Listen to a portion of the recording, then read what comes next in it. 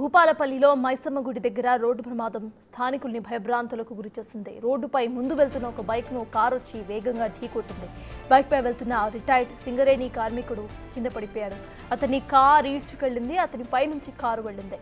ఇటు బైక్ మరియు bike rider లేకుండానే 50 మీటర్లు దూరం వెళ్లిపోయింది ఆ బైక్. ఈ సీన్ చూసిన స్థానికులు తీవ్ర భయాందోళనకు గురయ్యారు.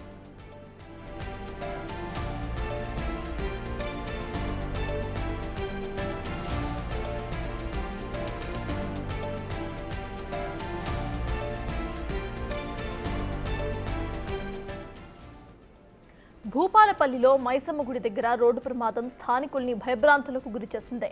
రోడ్డుపై ముందు వెళ్తున్న బైక్ ను ఓ కార్ వేగంగా ఢీకొట్టింది. అయితే బైక్ పై వెళ్తున్న రిటైర్డ్ సింగరేణి కార్మికుడు కింద పడిపోయాడు. అతని కార్ ఈడ్చుకెళ్లింది.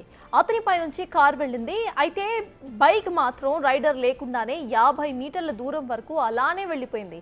ఈ సీన్ చూసిన స్థానికులు తీవ్ర భయాందోళనకు గురవుతున్నారు. ప్రెజెంట్ మనం విజువల్స్ లో చూస్తున్నాం. సీసీటీవీ విజువల్స్ లో అక్కడ కార్ ఢీకొట్టిన విజువల్స్ ని చూస్తున్నాము. అండ్ బైక్ ఏ విధంగా ముందుకు అలానే వచ్చిందో ఆ విజువల్స్ ని కూడా చూస్తున్నాము. అయితే ఈ సీన్ చూసిన అక్కడ స్థానికులు భయభ్రాంతులకు గురవుతున్నారు.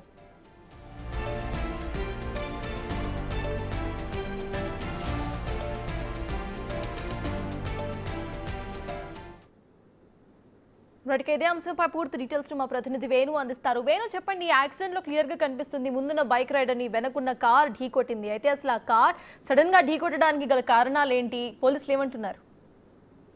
గత నెల రోజుల వ్యాప్తంగా కూడా ఇప్పటి వరకు 3 ప్రమాదాలు ఇదే చోట జరిగాయి. ఈ రోజున జరిగినటువంటి ప్రమాదంలో కూడా ముందుగా వెళ్తున్నటువంటి బైక్ ను కారు డ్రైవరు గమనించకుండా ఫోన్ లో మాట్లాడుకుంటూ డ్రైవింగ్ చేయడంతోనే ఈ ప్రమాదం జరిగినట్టుగా తెలుస్తుంది.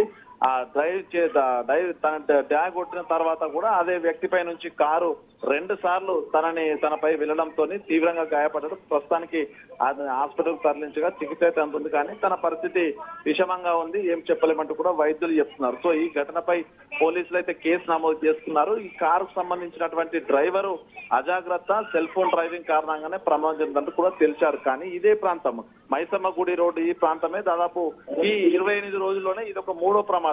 మరో ప్రమాదంలో ఇద్దరికి దంపతులకు కాళ్ళు విరిగినాయి.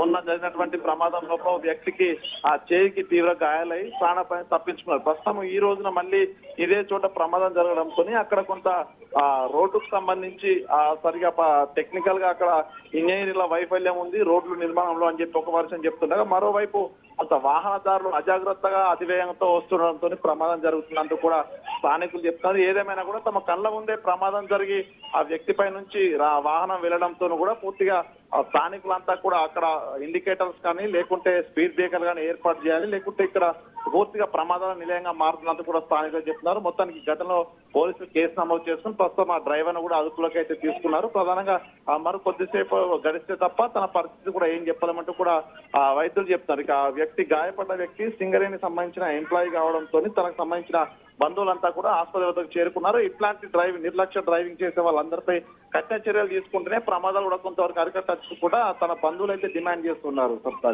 Right, thank you Venu.